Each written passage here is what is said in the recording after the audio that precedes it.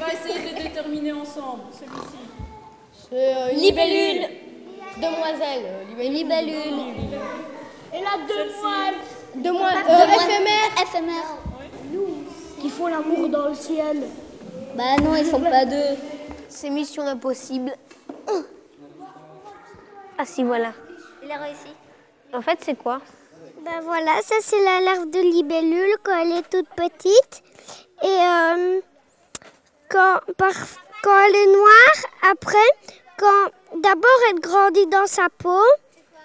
Et après, elle enlève sa vraie peau et il y a une nouvelle peau qui lui repousse. En fait, c'est une espèce de escargot de mer, enfin d'étang, mais c'est pas un escargot d'étang, en fait, c'est un escargot tout plat.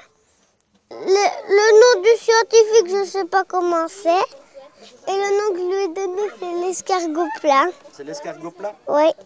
Notre association est sensible aux questions environnementales, culturelles et artistiques.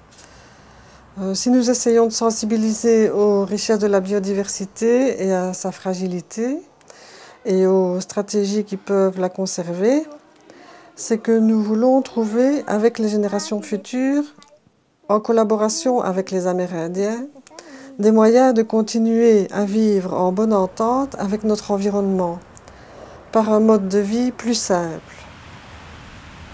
Dans le futur, ça va être les jeunes qui vont agir. Il faut leur donner des outils, des moyens de créer des alternatives, des moyens de réfléchir aussi, de constater directement les problèmes environnementaux et les problèmes de la nature, directement les animaux, directement sur les plantes. Donc quand ils constatent la fragilité et les problèmes qu'ils peuvent avoir, ils sont appelés plus tard à réagir. Nous avons ici sur le site d'Étang toujours à cœur d'expérimenter tout un ensemble de techniques, un ensemble de variétés pour voir quelles sont les variétés qui pourraient être bien adaptées ici au terroir liégeois. Mais vous voyez donc des superbes prunes, ce n'est pas encore tout à fait mûr, donc la chair doit être jaunâtre au lieu d'être légèrement verdâtre. Mais enfin, on s'approche tout doucement de la période de pleine maturité. Voilà, ici nous sommes dans la parcelle de petits fruits, tout un ensemble d'espèces de petits fruits et de variétés. Donc il y a des groseilliers, des framboisiers, des cassissiers, différents mûriers. Cette année-ci, on a même planté des kiwis, parce que le kiwi peut très bien pousser chez nous, il n'y a pas de problème. Donc c'est une parcelle qui avait été implantée vraiment pour commercialiser les petits fruits, mais maintenant, avec l'arrêt d'Albinette qui n'est plus actif ici sur le site, nous ne commercialisons pour ainsi dire plus rien. Tout est partagé entre les différentes personnes qui travaillent ici sur la parcelle. Donc ils viennent l'entretenir, tailler au printemps, nettoyer le sol, désherber. Donc ça fonctionne vraiment très bien. C'est un aspect vraiment important ici du site d'Étang. Donc ici, l'idée c'est d'avoir plusieurs variétés pour étaler la production et donc la récolte pour qu'un maximum de personnes puissent en profiter. Alors donc ici, il y a une bonne quinzaine de personnes qui travaillent sur le site lors de chantiers que nous organisons. Donc là, on fonctionne principalement par mail. Donc on contacte tout le monde, on fait un groupe, un envoi groupé. Donc dit voilà, on a fixé telle date pour tailler dans les groseilliers. Je rappelle ici, évidemment, on travaille uniquement en bio, donc il n'est pas question de pulvériser ici un insecticide pour essayer d'enlever ces insectes. Donc on va travailler en préventif et simplement utiliser les moyens qui sont à notre portée. Produire est une alternative à la consommation. Donc, si on apprend un peu à faire son potager, à accueillir, à planter et à utiliser la nature autour de nous, eh bien, on devient automatiquement plus producteur que consommateur.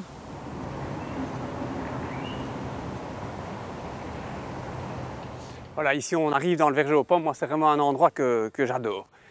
Penser qu'on est à un jet de pierre du centre de Liège et se dire qu'on est comme ça en plein dans un verger aux tiges d'anciennes variétés, des arbres qui ont peut-être 80 ou 100 ans, qui produisent encore des fruits comme ça, moi je trouve ça extraordinaire.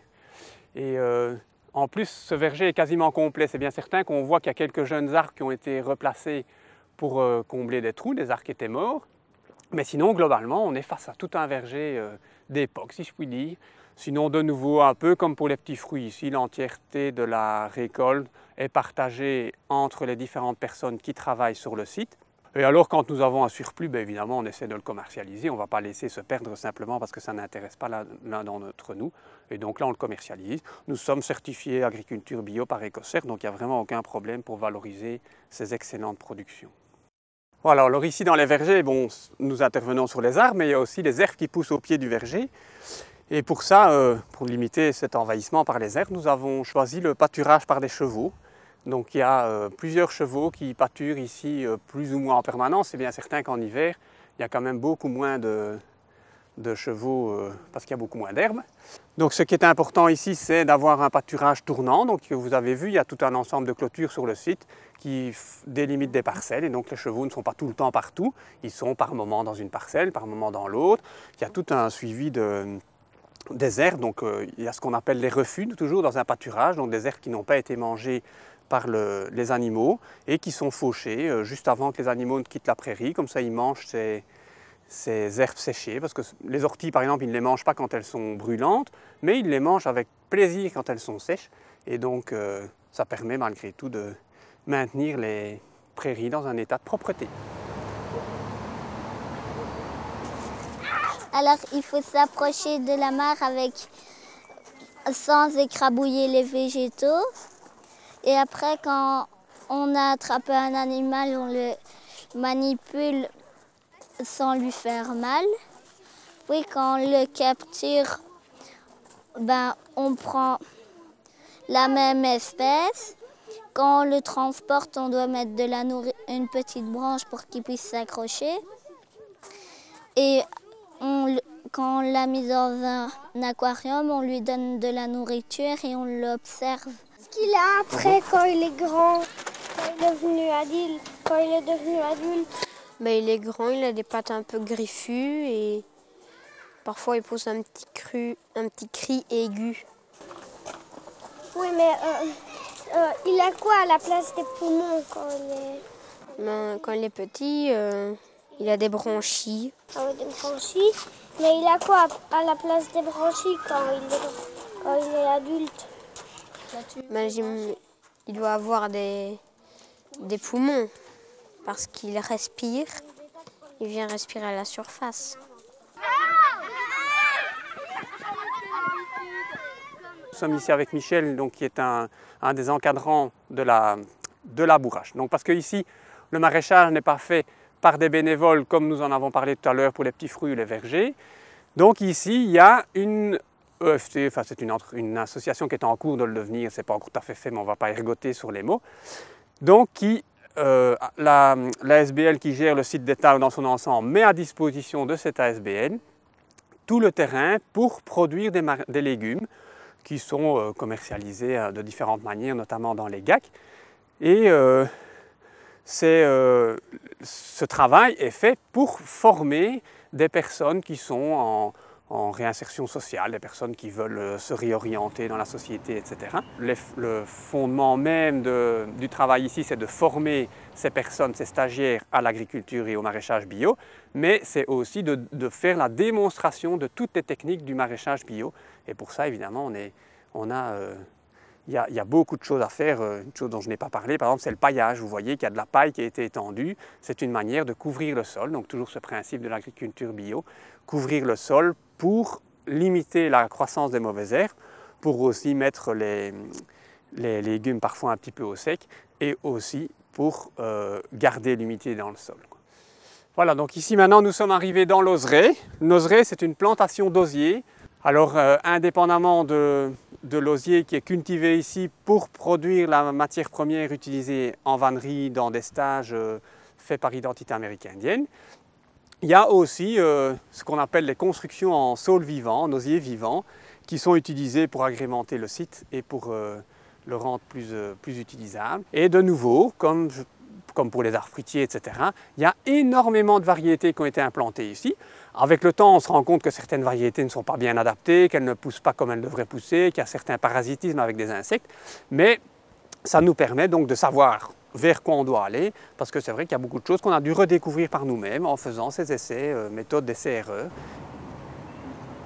Nous avons une grande chance de maintenir le contact depuis 17 ans avec les peuples indigènes des Amériques. Eux, en Amazonie ou dans les Andes, ils vivent simplement en acceptant un peu la modernité avec mur après mur réflexion. Ils vivent un autre système que le système de l'argent qui amène à l'accumulation des biens et au gaspillage. Ils vivent un système de réciprocité. Ceux qui ne connaissent pas notre vie dans la forêt amazonienne pensent que nous sommes des sauvages. Mais pour notre peuple, la forêt, c'est la vie. C'est le lieu où, chaque jour, nous découvrons de nouvelles choses. La beauté de la montagne, le vent, les rivières. Là aussi où nous découvrons la science, la sagesse et l'interprétation des rêves. On ne doit pas permettre qu'on détruise la nature où nous sommes nés. On nous dit que notre terre appartient maintenant à d'autres peuples, aux Américains et même aux Européens et aux Français. On voudrait qu'on nous explique pourquoi la terre où nous sommes nés appartient à d'autres. Avec ces contacts, nous avons fait beaucoup d'activités, de conférences, fait passer des films. Nous avons assuré l'information sur ces peuples et puis un bulletin d'information qui s'appelle VNP, qui a été édité depuis 5 ans et qui informe sur la réalité des peuples indigènes.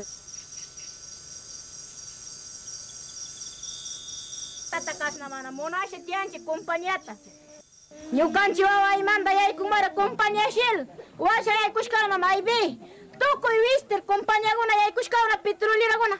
Ima tata kai bisa kishkauna. Ima tata compañía shuk beneficio ta kosha sa kishkauna. Por favor castellano nishkai. Gobierno nacional ima tata kai bi kosha tiashka. Ronna. Nyukanchi. Ai pai hai tarishak. Koli huwa ta sur kushkanchi tanda na kosha. Chikang manda ayo dashka gonai. Chikang manda ayo dashka gonai. Tanda ni sur kushkanchi. Chaiwasha. Todavía. Nyukanchita. Marchavi. Quilla. Lastima. Alkutashina. Raikay Wiksa. Chiripambay.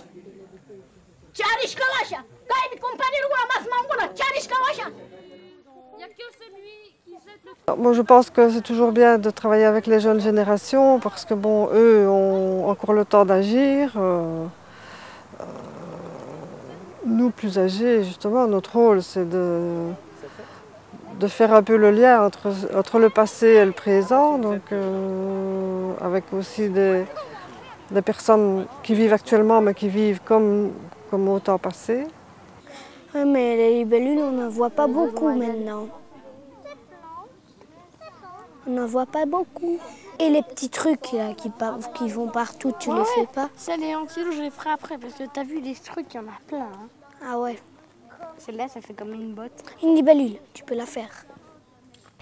En fait, dans mon aquarium avec 3 poissons, il y a mes poissons qui se trouvent pas bien et à chaque fois on se demande qu'est-ce qu'il a. Et il reste sans bouger. Hein. Comme on le touche, il repart à l'aventure. J'ai noté un jour une phrase qui m'a parlé. Ce qui n'est pas donné est perdu. Dans le système de réciprocité, ce n'est pas celui qui possède qui est le plus grand. C'est celui qui donne qui a le prestige auprès des autres. Mais que faut-il faire pour donner? Pour donner, il faut produire. Pour produire, il faut connaître la nature, y puiser ses cueillettes et savoir les transformer.